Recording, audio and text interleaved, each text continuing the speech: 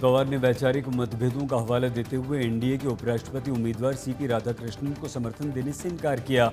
राहुल के वोटर अधिकार यात्रा का समर्थन किया। उद्धव गुट की प्रियंका चतुर्वेदी ने केंद्रीय मंत्री अश्विनी वैष्णव को चिट्ठी लिखी। एशिया कप में भारत पाकिस्तान मैच के लाइव प्रसारण पर रोक की मांग। अहमदाबाद में 24 अगस्त से कॉमनवेल्थ वेट लिफ्टिंग चैंपियनशिप का शुभारंभ। 30 देशों के 290 खिलाड़ी हिस्सा लेंगे। कॉमनवेल्थ वेट लिफ्टिंग चैंपियनशिप के लिए सज धज कर तैयार स्टेडियम। 2026-2029 में भी गुजरात और अहमदाबाद के कई बड़े अंतर्राष्ट्रीय खेलों की मेजबानी करेगा अहमदाबाद। अकोला में ओखा पोला की धूम। अपने बैलों को सजा धजा कर उत्सव में लाए लोग। बैलों की सजावट प्रतियोगिता में किसानों को सम्मान। मुंबई की परेल में जोरों पर चल रहा है गणपति की प्रतिमा बनाने का काम। पूरे महाराष्ट्र में मशहूर है इस वर्कशॉप में बनी बप्पा की प्रतिमाएं। विशेषकर कोल्हापुर ले जाई जाएगी परेल वर्कशॉप में बनी मूर्ति। 35 घंटे का सफर पूरा करके कोल्हापुर के पंडाल में होगी स्थापित। मुंबई में गणेश गली के गणपति की भी भव्य तैयारियां। 98 वर्ष पूरा करेगा इस बार ये गणपति पंडाल। रामेश्वर मंदिर के इस वर्ष सजाया जा रहा बप्पा का दरबार। मुंबई में इसी मंडल ने की थी गणपति जी की सबसे ऊंची मूर्ति रखने की शुरुआत।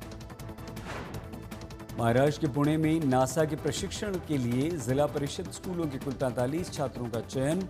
खगोल विज्ञान अंतरिक्ष विज्ञान में सक्रिय रूप से हिस्सा लेने के लिए प्रोत्साहन के लिए की गई पहल। कच्छ जिले के पास अरावली धनसूरा में ट्रक कार की भीषण टक्कर। लगी आग, ड्राइवर की मौके पर मौत। गुजरात के महिसागर में अहमदाबाद जैसी घटना। स्कूल में 2 छात्रों के बीच 8वीं के छात्र ने अपने साथी पर चाकू से हमला किया। मेगास्टार चिरंजीवी के जन्मदिन पर मेकर्स ने शानदार तोहफा दिया। अगली फिल्म के टाइटल का मन शंकर वरप्रसाद गुरु का ऐलान किया। सलमान ने अपनी आने वाली फिल्म बैटल ऑफ गलवान की शूटिंग शुरू की। लद्दाख में पहला शेड्यूल। बिग बॉस 19 के सेट से सलमान की शूटिंग का वीडियो। 24 अगस्त से मेगा रियलिटी शो। बागी 4 का गाना रिलीज। हरनाज और टाइगर के बीच शानदार केमिस्ट्री। बादशाह की आवाज। फिल्म निशांची का रोमांटिक ट्रैक रिलीज। ऐश्वर्या और वेदिका पिंटो की जोड़ी ने धूम मचाई। 19 सितंबर को रिलीज। फिल्म एक चतुर नार का टीजर आउट। नील नितिन मुकेश पर भारी पड़ी भव्या खोसला। 12 सितंबर को होगी रिलीज। फिल्म परम सुंदरी का गाना जारी। जानवी कपूर सिद्धार्थ मल्होत्रा ने जबरदस्त डांस किया। 29 अगस्त को आएगी पिक्चर। मडॉक फिल्म्स और अमेजॉन प्राइम वीडियो के बीच शानदार डील। बदलापुर 2, शिद्दत 2 समेत 8 फिल्में 2025 से 27 के बीच होंगी रिलीज।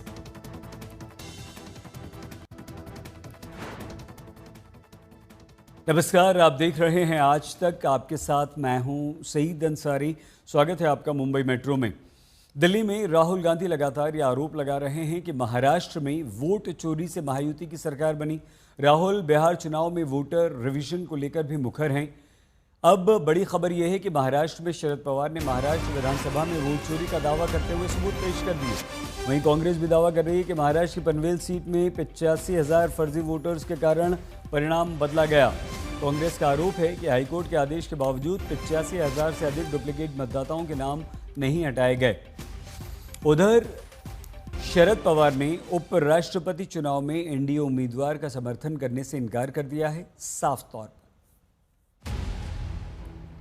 कई दशकों तक महाराष्ट्र की सियासत के पावर सेंटर रहे शरद पवार ने एनडीए के उपराष्ट्रपति पद के उम्मीदवार सीपी राधाकृष्णन का समर्थन करने से साफ इनकार कर दिया।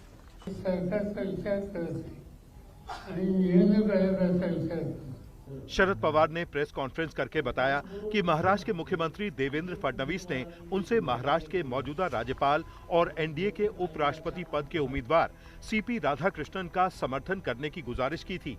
शरद पवार ने राधाकृष्णन के विरोध के पीछे उनके झारखंड के राज्यपाल के रूप में कार्यकाल का हवाला दिया।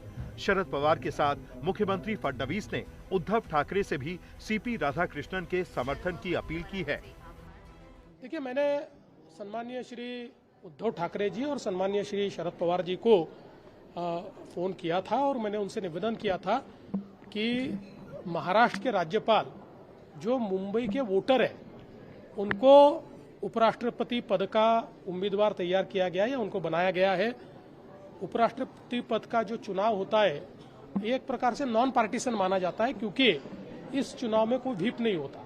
इसलिए मैंने उनसे निवेदन किया कि चूंकि आप महाराष्ट्र की अस्मिता को मानने वाले लोग हैं तो आपने भी महाराष्ट्र का एक वोटर ये देश का उपराष्ट्रपति बन रहा है, इसलिए आप उन्हें समर्थन दीजिए।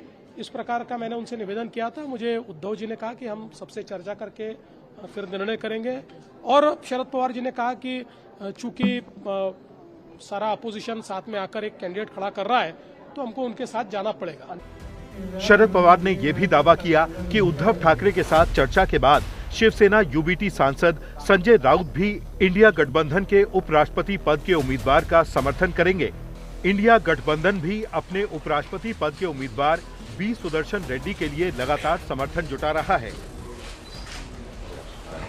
एक तरफ कॉन्स्टिट्यूशन को बचाने के लोग हैं और वो इस कमरे में बैठे हैं, और दूसरी तरफ कॉन्स्टिट्यूशन पर आक्रमण करने वाले लोग हैं। प्राइम मिनिस्टर हैं अमित शाह जी हैं। I was sitting here just now and I was thinking,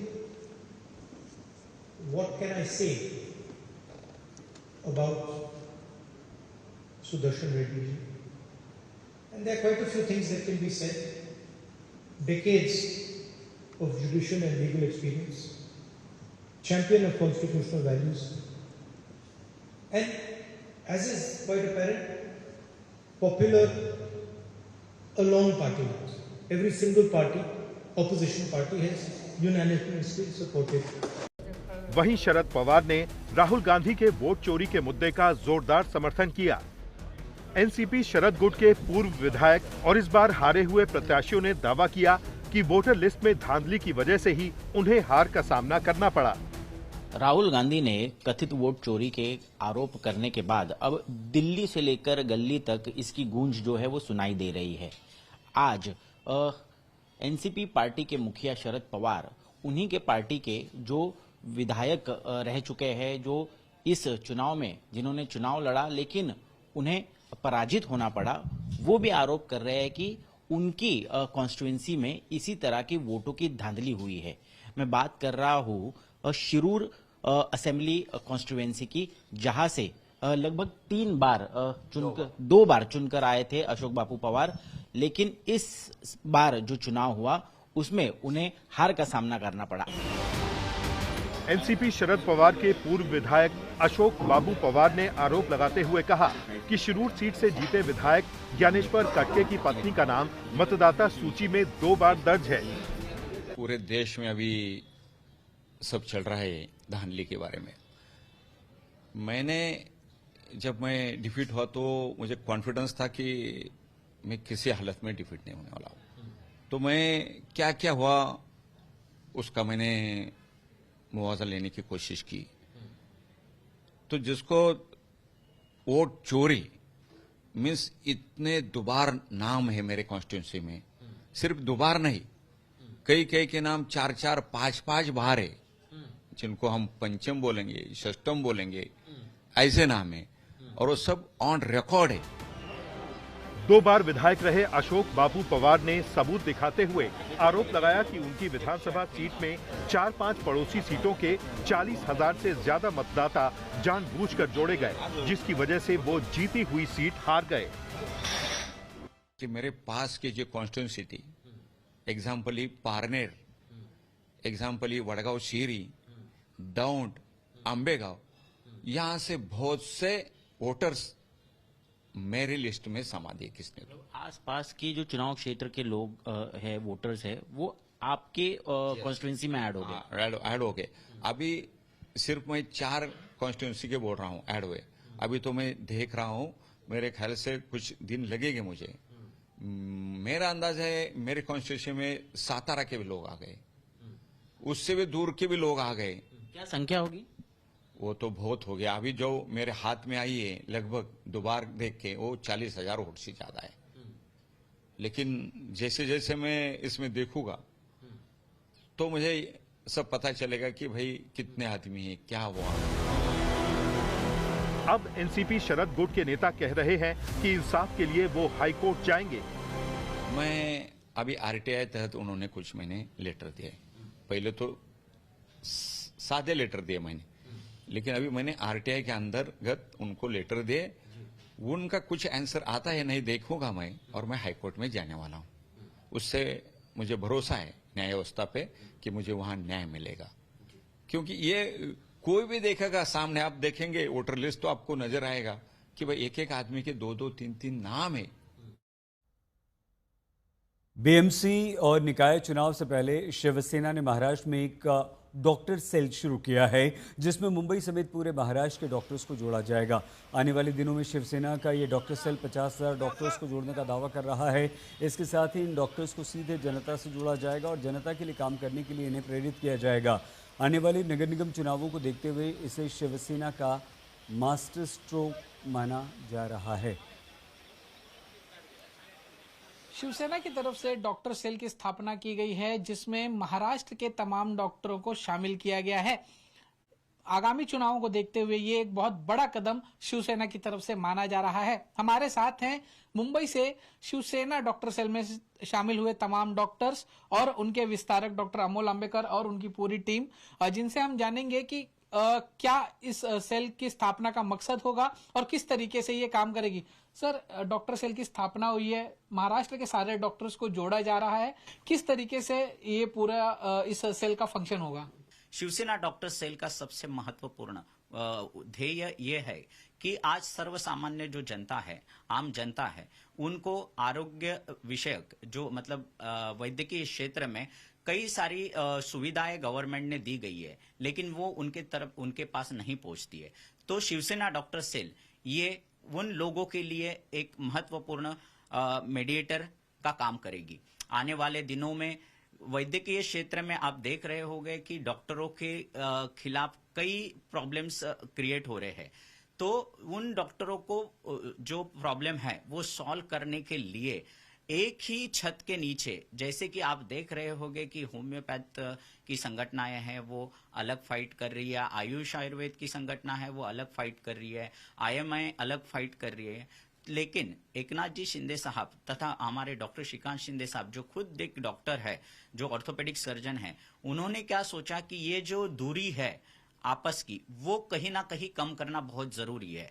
जब एक छत के नीचे सब डॉक्टर, जब डॉक्टर ये वर्ड के लिए फाइट करेंगे तब आगे जाके महाराष्ट्र बढ़ेगा। 50,000 डॉक्टर्स को जोड़ने का प्लान है और साथ ही सीधे तौर पर लोगों से जुड़कर जो लोगों की समस्याएं हैं, जो डॉक्टर और पेशेंट के बीच की जो एक दूरी है, उसे पाटने का काम जो है डॉक्टर सेल द्वारा किया जाएगा। अब देखना होगा लोग इसे कितना सराहते हैं और ये तो आने वाला समय ही बताएगा। कैमरामैन महेश मोरे के साथ दीपेश त्रिपाठी, मुंबई आज तक। ऑनलाइन गेमिंग बिल को लोकसभा और राज्यसभा से पास होने के बाद आज राष्ट्रपति की स्वीकृति मिल गई और इसके बाद अब यह कानून बन गया। लेकिन ऑनलाइन बैटिंग ऐप अब तक लाखों लोगों को अपना शिकार बना चुका है। आज ऐसे ही मुंबई के एक व्यापारी की कहानी हम आपको दिखाते हैं, जो मुनाफे के लालच में ऐसा फंसे कि अब वो 12 करोड़ से अधिक के कर्ज में डूब गए हैं। हमारी संवाददाता दिव्येश सिंह की ये एक्सक्लूसिव रिपोर्ट।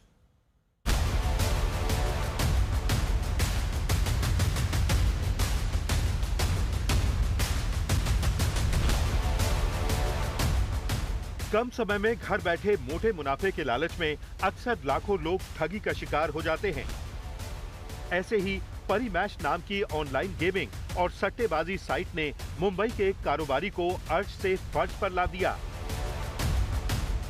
इस कारोबारी ने लाखों रुपए कमाए, फिर उन्हें करोड़ों में कन्वर्ट करने की लालच में अपने जीवन भर की कमाई को गंवा दिया। मार्केट में ऐसे बहुत से बेटिंग ऐप हैं। महादेव बेटिंग ऐप के कम से कम 50 से ज़्यादा ऐसे ऐप हैं जिस पर गेम्स खेले जाते हैं या जुआ खेला जाता है। लोगों को लालच दिया जाता है कि आप पैसे कमाएंगे और आखिर में लोग इसमें करोड़ों रुपए हार जाते हैं। ऐसा ही एक ऐप है परी मैच ऐप, जो कि साइप्रस में बसी एक कंपनी चलाती है। इस ऐप के ऑपरेशंस भारत में है, पर यह कंपनी जो इसे चलाती है वो साइप्रस में है, यूरोप पे। यहां पर इस ऐप ने करीब करीब लाखों लोगों को चूना लगाया है गेम्स के नाम पर।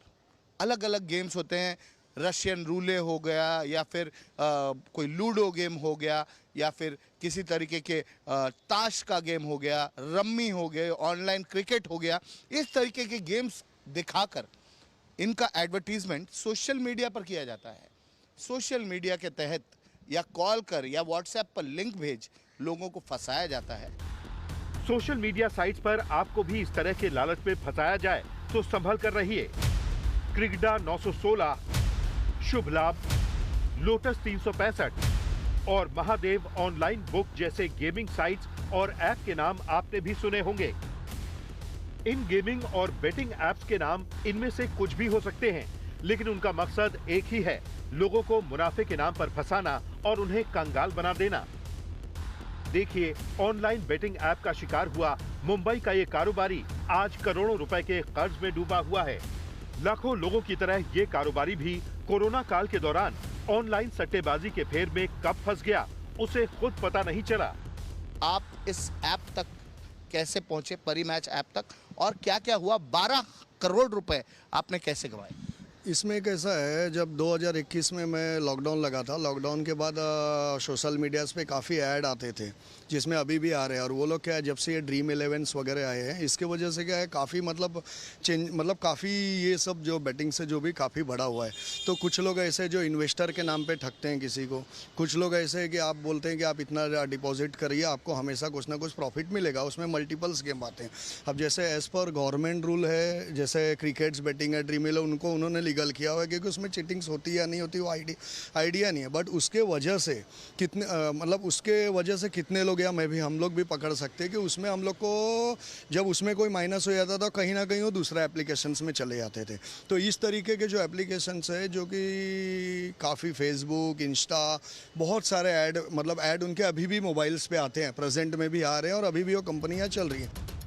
खास बात है कि ठगी करने वाली कंपनियां अपना प्रचार बॉलीवुड या टीवी सेलिब्रिटी या क्रिकेट जैसे लोकप्रिय खेल के सितारों से करवाती हैं, जिससे लोग उनके झांसे में आसानी से फंस जाएं। शुरू में ऑनलाइन गेमिंग ऐप और सट्टेबाजी वाली साइट लोगों को कई गुना मुनाफा देकर अपने जाल में फंसाती हैं। उसके बाद लोग लालच में आकर और इन्वेस्ट करना शुरू कर देते हैं। मुंबई के इस कारोबारी के साथ भी यही हुआ। उसमें अप्रॉक्स देखिए, जैसे उसमें कभी कभी होता है 5 आपने डाला, 10 आया, 10 डाला आपने, 15 आया, 15 आने के बाद हो सकता है पूरे चले गए, ऐसा भी होता है। ऐसे करके अराउंड 25-30 करोड़ डिपॉजिट्स हुए थे टोटल। ये आपके डिपॉजिट्स थे? और उसमें अराउंड 12 करोड़ रुपए जो है हमारे टोटल वो चीटिंग हो गए उसमें, यानी उन्होंने चीट कर लिया और उसमें हम लोग भी फंसते चले गए उनके। जैसे आज डिजिटल अरेस्ट टाइप का होता है, उस टाइप का उन्होंने पूरा हमारा माइंडसेट ये कर लिया था। और इनका काफ़ी एप्लीकेशन आपको डराते धमकाते भी थे?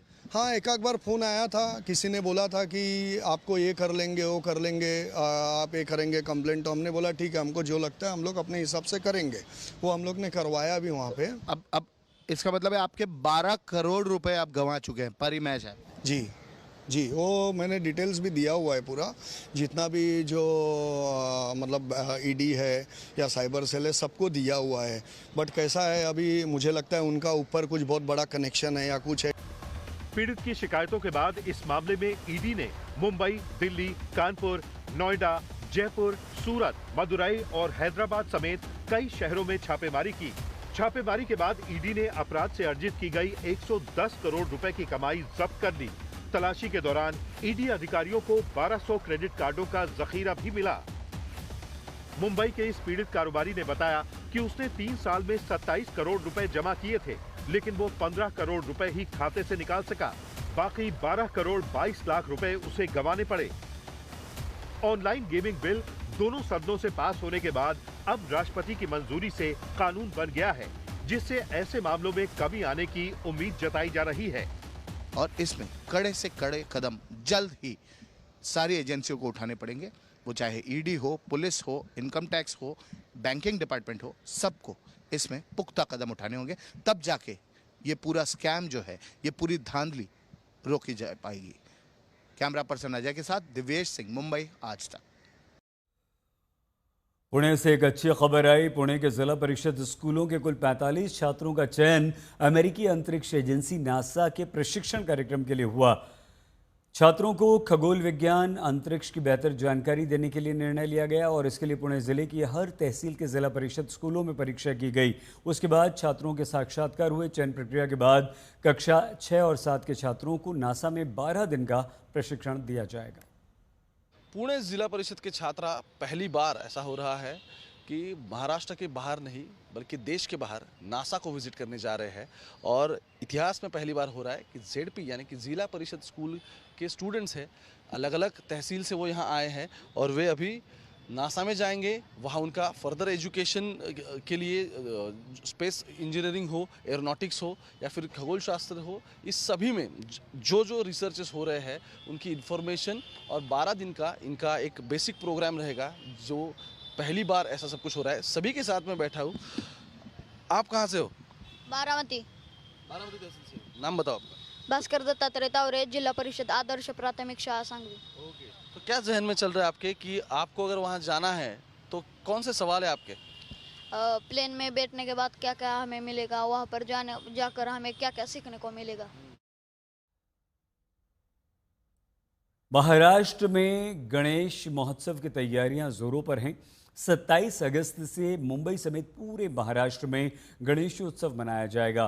भारत के सबसे अमीर मंडल में शामिल जीएसबी मंडल की गणेशोत्सव की तैयारियां भी अंतिम चरण में हैं। श्रद्धालु बप्पा के विराजमान होने का इंतजार कर रहे हैं। महाराष्ट्र में गणेशोत्सव की शुरुआत होने के लिए कुछ ही दिनों का समय बाकी है और तैयारियां जो हैं आप देख सकते हैं लगभग पूरी होने को हैं। हम इस वक्त मुंबई के जीएसबीएस गणपति मंडल में हैं, जो मुंबई का नहीं, महाराष्ट्र का ही नहीं, पूरे भारत के सबसे अमीर गणपतियों में जिसकी शुमार होती है। 5 दिन के ही गणेश जी यहाँ पर विराजमान होते हैं, लेकिन इन 5 दिनों में जो तैयारियां होती हैं, जो लोग आते हैं, वो काफी भव्य और दिव्य होती है। आप देख सकते हैं हवन के लिए अलग से यहाँ पर जगह बनाई गई है, तो वहीं तुलादान के लिए अलग से जगह बनाई गई है। ये यहाँ पर पूरा एक बड़ा पंडाल जो है लगाया गया है, जहाँ पर 5 दिनों में महाराष्ट्र से नहीं पूरे भारत से जो हैं लोग यहाँ पर दर्शनों के लिए आते हैं और अपनी मनोकामनाएं गणपति जी के चरणों में अर्पण करते हैं और अपनी मनोकामनाएं पूरी होने की अपेक्षा करते हैं। हमारे साथ हैं जीएसबीएस मंडल के जो देखरेख करते हैं चेयरपर्सन अमित पै जी। सर, कुछ ही दिन बचे हैं, किस तरीके से तैयारियां शुरू हैं, क्या इस साल खास होगा?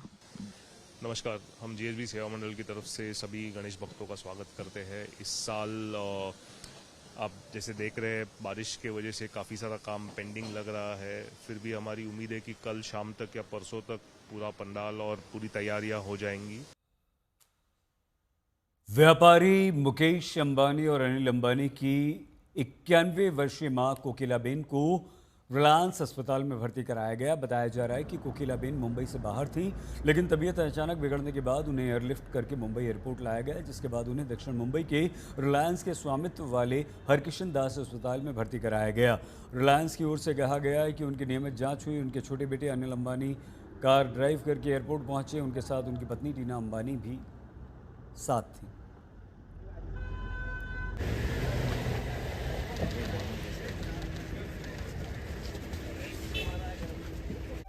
मुंबई मेट्रो में आज के लिए